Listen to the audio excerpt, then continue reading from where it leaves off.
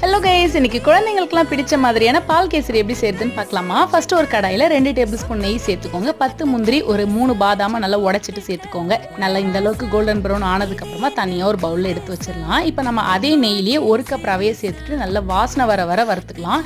நீங்கள் கம்ப்ளீட்டாக லோ ஃப்ளேமில் வச்சு வறுத்துக்கோங்க, இல்லைனா அடி பிடிச்சிரும், இல்லை தீஞ்சு போயிடும். அதுக்கப்புறம் நல்லா வறுத்ததுக்கப்புறமா ஃபர்ஸ்ட் 1 கப் பால் சேர்க்க போகிறேன். இதுக்கப்புறமா நான் இன்னொரு 1/2 கப் பால் சேர்த்துக்க போகிறேன். நல்லா இந்த அளவுக்கு மசிச்சு நல்லா கட்டி இல்லாமல் கலந்ததுக்கப்புறமா இன்னொரு 1/2 கப் பால் சேர்த்துக்கோங்க.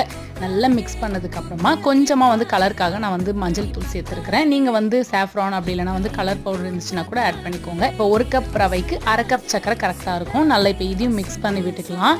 நீங்கள் நெய் இடையில 1 ஸ்பூன் ஊற்றிக்கோங்க. மொத்தமாக 5 டேபிள் ஸ்பூன் எனக்கு ஆச்சு. அதுக்கப்புறமா நம்ம வறுத்து வச்சிருக்கிற முந்திரியும் சேர்த்து நல்லா மிக்ஸ் பண்ணி விட்டுக்கலாம். ஒரு 1 மினிட் கழிச்சு இதை நீங்கள் சர்வ் பண்ணிடலாம். ட்ரை பண்ணுங்க, என்ஜாய் பண்ணுங்க. இந்த மாதிரி ரெசிபிஸ் பார்க்க மறக்காம நம்ம சேனலை சப்ஸ்கிரைப் பண்ணிக்கோங்க. இன்னொரு வீடியோல பார்க்கலாம்.